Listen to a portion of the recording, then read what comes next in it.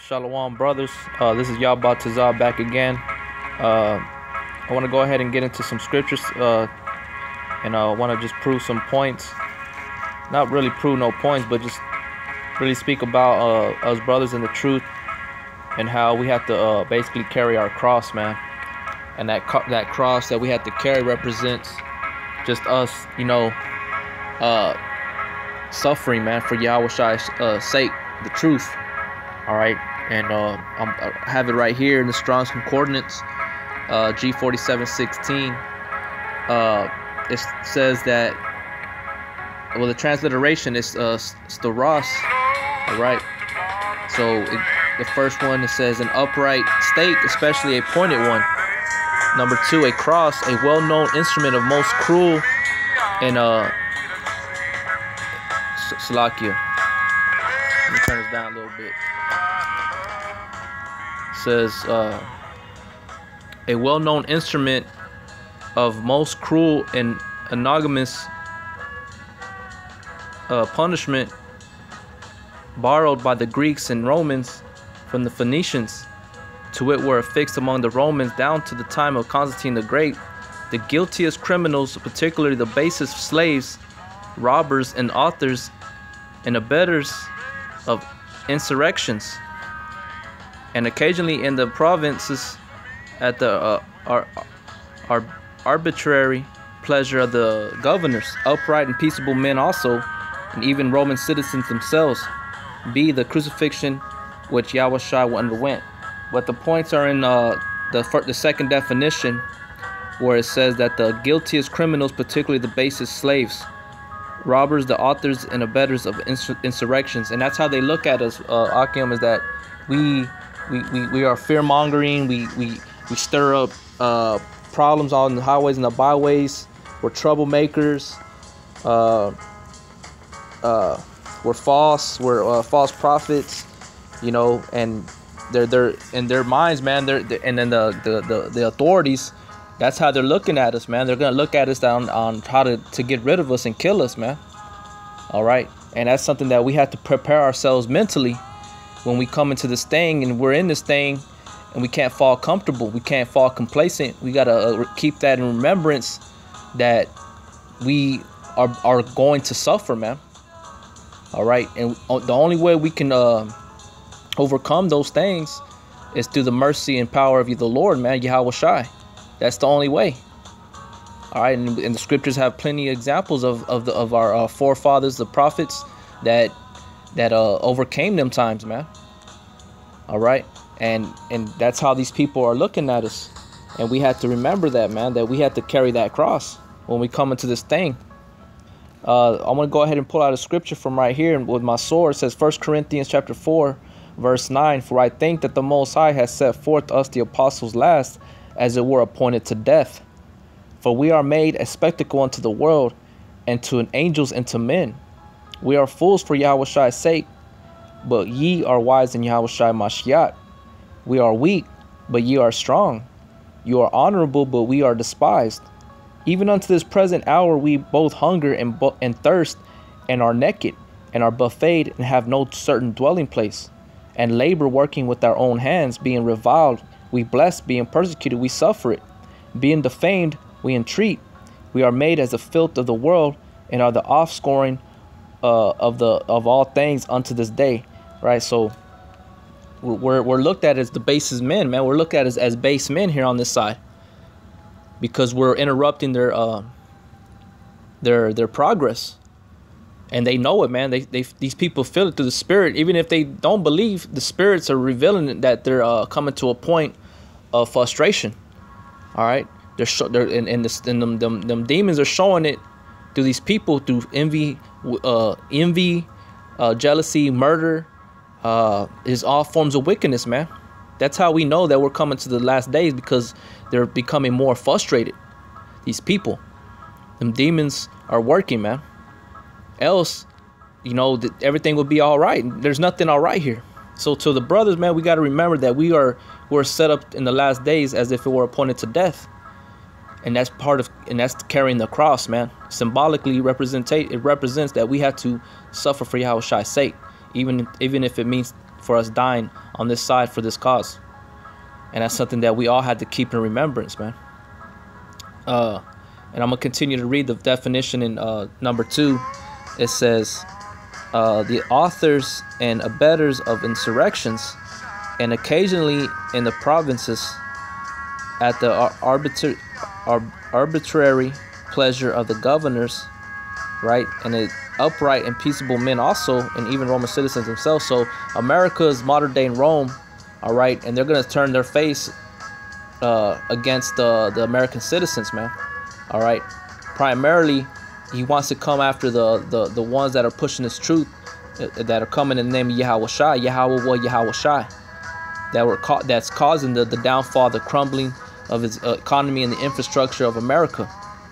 All right. And they're gonna put us down, even though we're just out there speaking. We ain't doing nothing. We're just speaking words, prophecy. But that's what their mindset is, man. And they're gonna try to kill us, man. In different forms, man. It may be like a Yahweh Shai as a mockery, or it may be in a different form, man. The guillotine, or they get executed. You know, there's examples on how our different brothers that, like in Second Maccabees, where the 7 sons that were mutilated, man. You know, so it's just basically. That's what that word cross represents, man, in a spiritual sense. All right. The next scripture I want to bring out is in. That's basically it on this definition. It's gonna be in Matthew.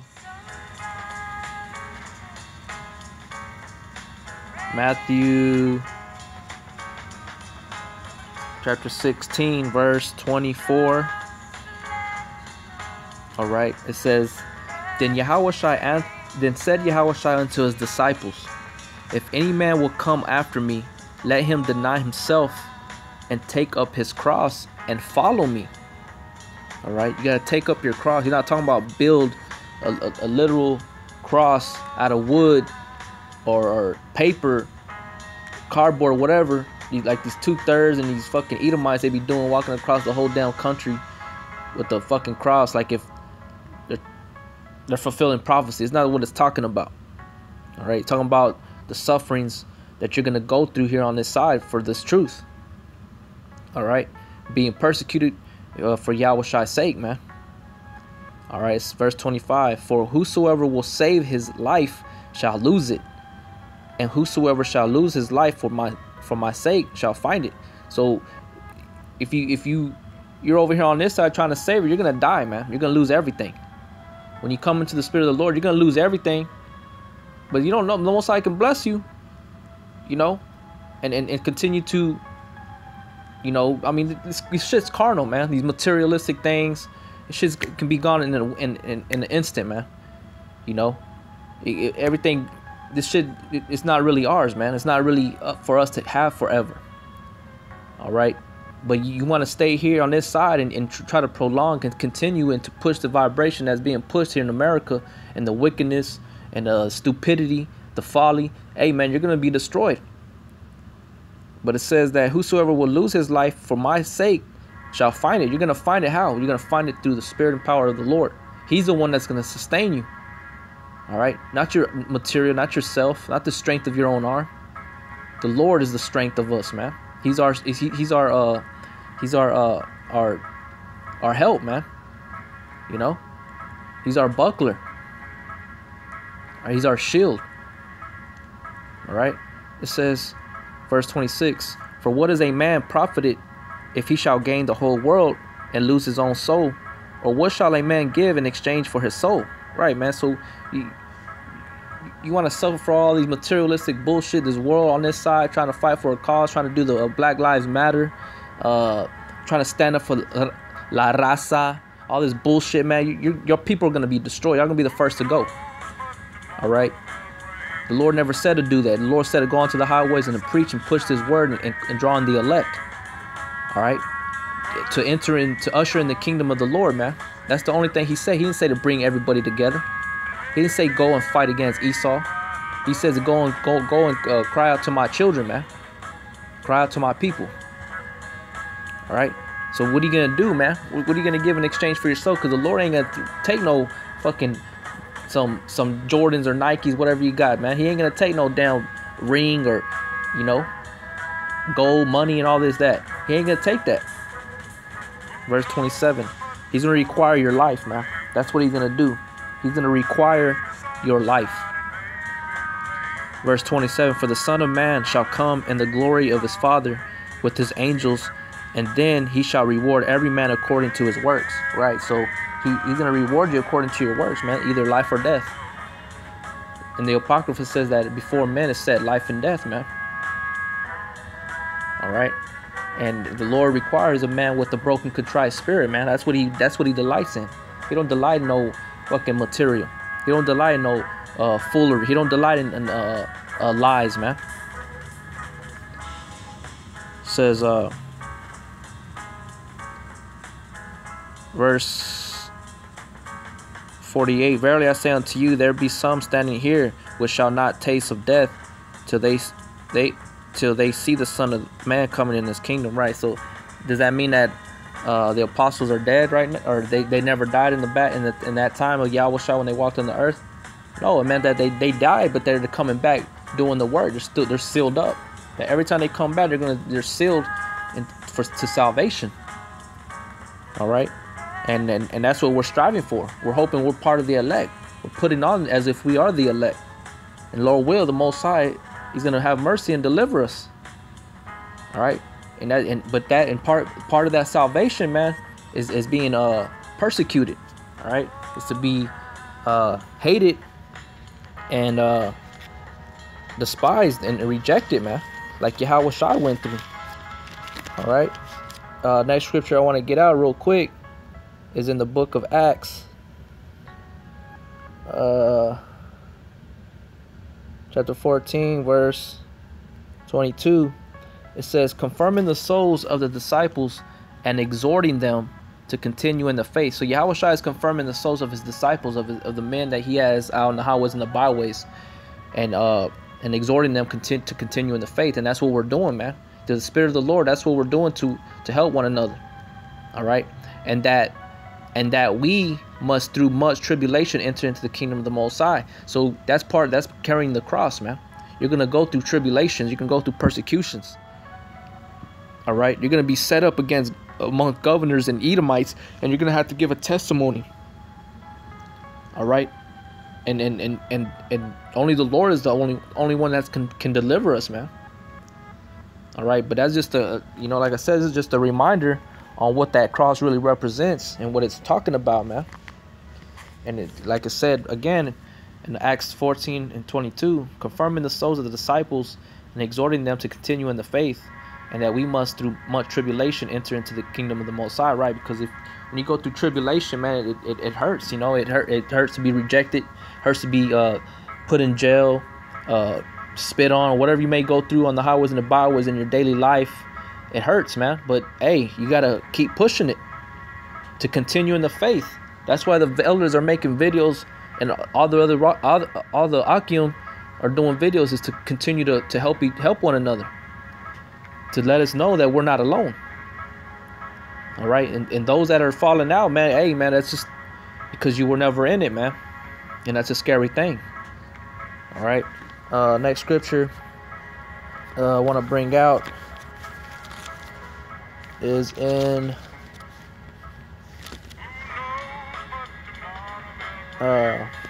Luke chapter 21, and I'll start at verse 10. All right, I'll start at verse 12. Salakia. It says, but before all these, they shall lay their hands on you and persecute you, delivering you up to the synagogues, all right, and into prisons, being brought before kings and rulers for my name's sake. That's what's going to happen. That's what we're coming into, man. It happened to the apostles. It's going to happen to us in this time, before the return of Yahweh Shai to deliver us. All right, and they're going to put their hands on us, man. I don't know. Every brother's gonna have his own his own trial, but that's something that is expected that we have to keep in remembrance. All right, verse 13 it says, "And it shall turn to you for a testimony." All right, because we're gonna give the testimony of Yahweh B'Shem Yahweh Shai before their faces, man. All right, settle it therefore in your hearts. Right, we gotta settle it in our hearts, meaning that we gotta basically, let me look up that word settle. It says to set, put, place, to place or lay. All right, letter D, it says to set forth something to be explained by discourse. All right, verse number 3, it says to set, fix, establish. So hey man, we gotta establish it in our hearts, man. We gotta fix it in our hearts that this is what's gonna happen. All right, that this is part of that journey, man, of that walk. All right, we're not above Yahweh Shai, you know. It says, settle it therefore in your hearts, not to meditate before what you shall answer. For I'll give you a mouth and wisdom, which all your adversaries shall not be able to gainsay nor resist. But remember, when Yahweh Shai, he spoke truth, man, and they couldn't resist it. They couldn't deny it. But it was set in their hearts to do what? To kill him. All right? The same way that happened with Stephen. They did the same thing, man. He spoke truth, and they were pissed off, you know, because he told them straight up they still did what their forefathers they did. And they killed him, man. They had him, they tried to stone him. They stoned him, and the Lord took him away. You know? So that's what happens with these people, man. When they're confounded, they look dumb, they're guilty. They try to kill, man. Like the brothers are saying, the line is already drawn in the dirt, man. It's already drawn out, you know. And that's what the Lord is doing. He's separating, man. He's sifting, and he's proving. All right. Verse 16, and ye shall be betrayed both by parents and brethren and kinsfolk and friends, and some of you shall be they caused to be put to death.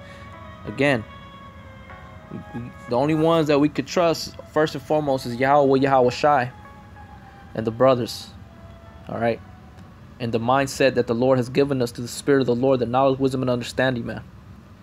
All right, and because this is what's gonna happen, man. This is what's coming. Verse 17, and ye shall be hated of all men for my name's sake. All right, so hey, but you know, we can't worry about that. We gotta just know that we have to establish it in our mind that this is what's gonna happen. All right, because then when the shit pops out, man, we don't know how we're gonna react. All we gotta know is that we gotta keep ourselves stable. You know, like I said, wisdom and knowledge shall be the stability of that time, the strength of salvation. So we gotta use this, man, and hope and pray to the Lord that it's gonna sustain us, keep us. Okay, next scripture I want to go to in Revelations chapter 2 verse 13. It says, I know thy works and where thou dwellest, even where Satan's seat is, and thou holdest fast my name and hast not denied my faith, even in those days wherein Antipas was my faithful martyr, who was slain among you where Satan dwelleth. Right, so this is just an example of a brother of ours, Antipas, that died for Yahweh Shai's sake, for the truth, by one of the head devils, man. These demons, these devils, Edomites, man. Okay, and during that time after Yahweh Shai died, Nero was the one that was trying to go and kill a lot of the so-called Christians, or the Hebrew Israelites. All right, the brothers that were pushing the truth.